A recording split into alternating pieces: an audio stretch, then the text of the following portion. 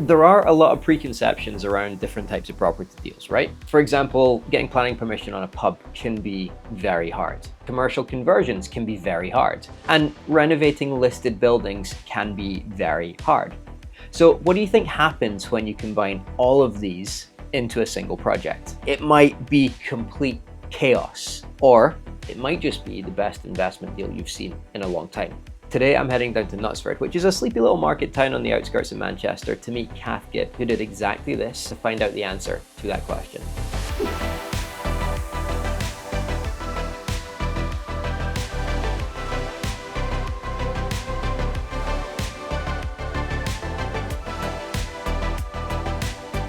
So before we get into the details of this amazing project, talk to me a little bit about how you got into property in the first place. So I met my husband, so we're both in the business together, Jim. When I met him, he was always dabbling in it, and his background, his father was in the business, so he's always had that kind of background of it. And then when we met, we bought a place in France together and ended up renovating this place in France, which we sold in 2017 and moved back to the UK. Part of the reason for moving back was we wanted to build up our own property portfolio. Just in time for Brexit and yeah, COVID. just all that was all happening. You know, we couldn't do what we wanted to do in France because of the tax system and all sorts of things. It's not so easy just to kind of flip properties there. So we came back and did a few flips. That's kind of how we built up what we were doing in the UK. And then we progressed on to doing more projects to hold on to and keep within a portfolio. So we've kind of been doing this since probably in the UK about 2017. And this project itself, I mean, right in the heart of Knutsford. You can get more central. Yeah. So for anyone who doesn't know, I guess Knutsford, how would you describe it in one sentence? It's quite an affluent area. We are kind of on that sort of golden triangle. It's real sort of, you've got Alderley Edge, Prestbury, Knutsford, Wimslow, that kind of footballers and Cheshire housewives kind of area. So it's small market town, Tatton Park on the doorstep, very eclectic kind of bars and restaurant scene. You know, a really nice little town that people come to, 20 minutes from Manchester. So yeah, it's got quite a broad appeal and there's a lot of wedding venues around here as well, which is obviously one of the reasons why we've kind of done what we've done with this property. When you were sourcing this deal, were you looking for, was this on your vision board? Did you know what you were looking for, or did you cast a wide net? No, I mean, we'd done obviously commercial to residential before. We'd done a social club in Macclesfield into 9 flats, which still have that one, and that's leased to supported living for adults with learning disabilities. So they take on that whole, the registered provider takes on that whole building and has leased it for us for 10 years. So that's kind of, it's very straightforward in terms of, you know, we've made apartments out of it and stuff. So with this one, no, when we looked at it, we thought, well, it's not something that you could turn into residential. A lot of the time, you know, people are buy up pubs and think they could get planning straight into having HMO or it's a struggle, right? Yeah, it can be a struggle, especially if it's classed as like a community asset. And we knew going down that route wouldn't work, so we'd have to maintain some part of the pub element of it. Okay. Did that put you off in the first instance? We've never really been like, oh, we'll do HMOs or we'll do apartments or we'll do this. We've kind of looked at the building more and thought, right, what could we develop this into? It's you know, a great project that we could take on. What would be the best value for it at the end? Yeah. Which is what we did when we looked at this. Because we're local in the area, we'd walk past it, we knew it was up for lease, and it was free of tie lease originally from the brewery. But we were like, well, we came to have a look at it and it was in such a state that we didn't want to keep hold of it in terms of keeping it within the brewery and just leasing it off them. So we went back to them and said, look, would you sell it? And they were like, well, make us an offer. And of course, this was just after COVID. It had been shut for about 1.5 years, nearly 2 years. So we knew kind of we could probably get it for quite a good deal, which we did do. So that was kind of on our radar, right, okay, we can get this building, but what can we make it into then? What would be the best way of getting an income from it? Sure. You said it was in a bad condition. How bad are we talking? basically we rebuilt the whole building. It's listed, so we had to obviously go down the listed route and get Heritage on board with what we were doing. But we were actually quite lucky because it was in such a poor state that Heritage were very much like, yeah, we'll agree to that, we'll agree to this. So we re-roofed it, completely gutted it, put steels in all downstairs to re-support the whole building. Yeah. It was pretty much collapsing from one side to the other. So so actually the condition kind of helped in some ways then? Yeah. It wasn't too much to protect? No, but also we had some structural conservation guy on board with us who kind of listed through all the problems with it, which was then presented to Heritage, who was like... So he was employed by you to He was employed by us to kind of like... your specialist? Yeah. And you found that helped? Definitely, Yeah. definitely. And did you come into it with a clear idea of what you wanted the end product to look like? Did you know that it was going to be 6 rooms and downstairs? Yeah, I think because of the way it was laid out, obviously downstairs was always going to stay as a bar pub down there. Originally it had internal stairs up to here because it was like, you know, manager's accommodation up in this area. We knew we'd have to get external stairs for this to have it separate, upstairs, downstairs. But the layout up here isn't hugely different in terms of it always had a room off a room. So that kind of benefited us with doing a room with a bathroom. Yeah. So that's always kind of worked in that way. Okay. And from a planning point of view, I mean, you said it's a listed building. That introduced some challenges from the aesthetics and protecting the building itself. What about the Useclass and changing it into more of a kind of hotel style? Yeah, I mean, again, because of being its history is you know, this was built in 1754. It was part of the silk industry, 3 sort of cottages together, but then developed in the 1800s into an inn with rooms above. So in some ways, it's always been an inn with rooms above. So when we went down into the hotel kind of route with it, it wasn't that difficult to get the Useclass change for up here. I can sense from the way you're like reeling off these dates and the history, the building's almost become part of you. Yeah. Has it been a bigger project from an emotional point of view? I think I've got a slight love-hate with it. You know, I think when we first took it on and then all the problems with it in terms of, you know, structurally, and then, yes, we have to get listed on board, and, you know, not always been easy to get some things agreed, and it took a lot more time to get the planning through.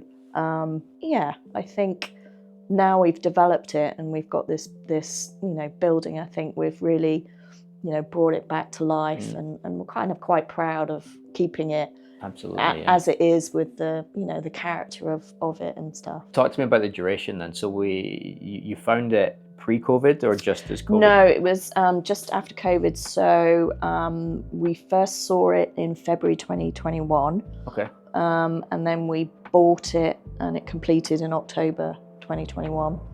Put the planning in, although we were allowed to do some works because the roof was pretty much coming down, etc. Yeah. So between sort of December of 21 through till probably February, March time, we could do some emergency works on the building, which we did. And then we got planning through in July 2022. And then we finished it with the rooms done in April 23.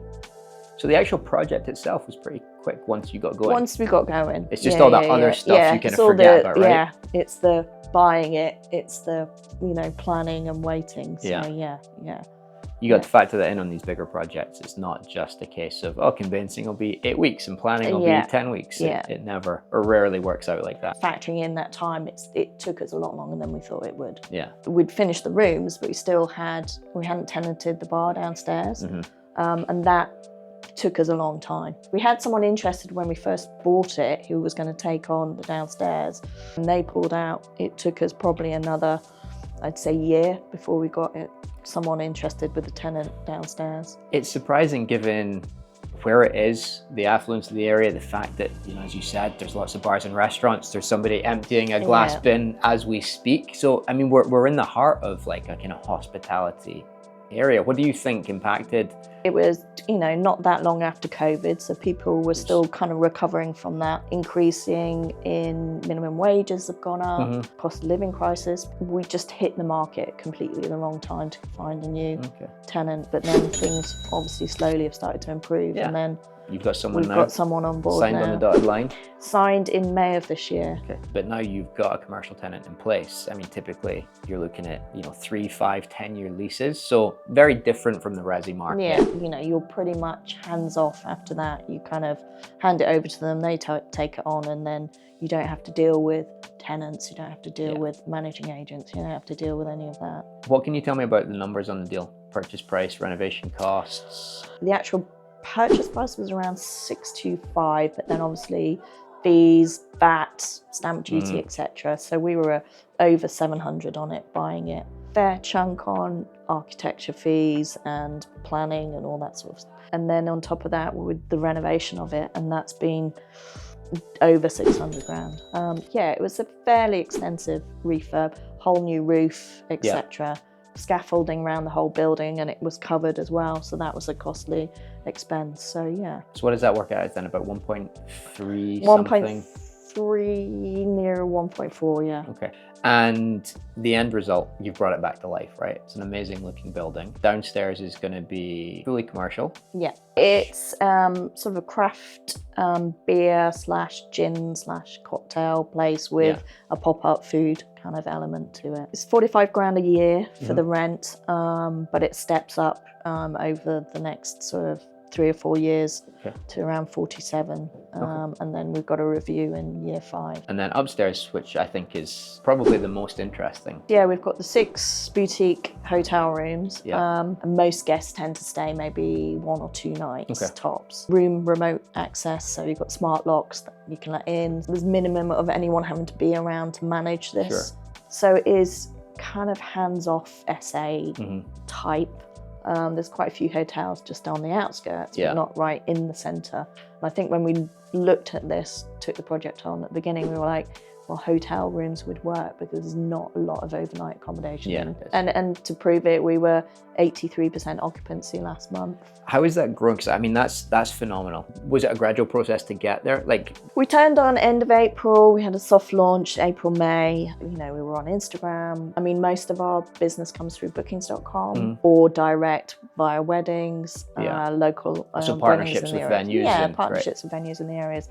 But when you're building, knowledge of it and marketing it, and then bookings.com, and when you start getting really good reviews on, then it's like a bit of a snowball effect. And, if you've not got much competition around, then, you're always going to start to build occupancy level. And I mean, nightly rates, or however you look at this from an income point of view, how do the rooms compare to the pub, and what do the income on these look like? Our night rates vary, depending on obviously demand and when in the week and how far in advance people have booked it, but there's anything from 100 to over 200 on a night rate. We're hoping for this year to be around revenue around 230,000, sort of around 73% occupancy. All your costs that you're taking out, whether it's cleaning, provisions, your commission, will net around 130 to 140 net profit. I mean, still kind of 3 times what you get on the pub. Yeah. So worth that extra work. Yeah. I have a VA, virtual assistant, that does most of the work 9 to 5, Monday to Friday. And this weekend I had no one call me. The weekend before, brilliant. A lot of it's 2-minute conversation on the phone. Yeah. And talk to me about your plans with this, because a lot of people may be thinking, oh, this is great, Kath can put her feet up and retire now, but you're thinking about maybe exiting? Yeah, it'd be great to keep it and run it, and the income is very good, but we're coming off a bridge, we have to refinance, and we had a lot of private investment when we bought the building. When you look at the market at the moment, interest rates are as they are, so the equity that we would have to leave in this building if we kept hold of it and ran it with a mortgage, it just feels as if we're leaving too much money in the deal. Yeah. Or we have already put it on the market for sale. Yeah. The whole building. And there's 2 options in terms of anyone buying it, it's buy the whole building. You know, you've obviously got the rent from downstairs coming in, hands off, run the upstairs, great income. Yeah. Established reviews, trading history, all that stuff. Okay. The other option is, you know, you get 2 guaranteed rental incomes and we lease the upstairs. So you would remain in place as the tenant on the rooms. Yeah. So we would therefore get equity back out, but also carry on as or running it with an income. Be completely hands off for the buyer then. Yeah. Interesting. Okay. Yeah. Is the view then to move on to more projects, or what's next for? We'll sell up, you know, pay our investors off that we need to, and then look at what's left over and what our next project would be.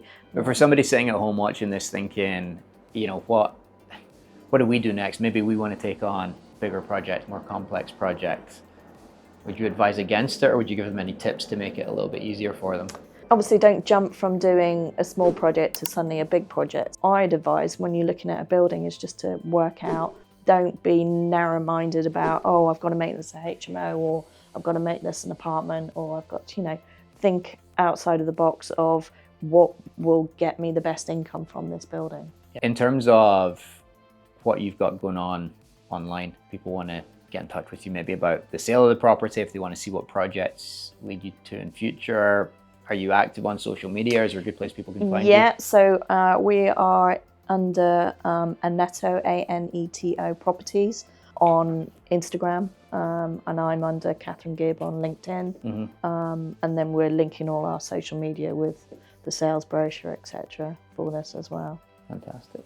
Awesome. Well, thank you for joining me today. Thanks for showing us around. Thank you. And good luck with the sale. Thanks very much.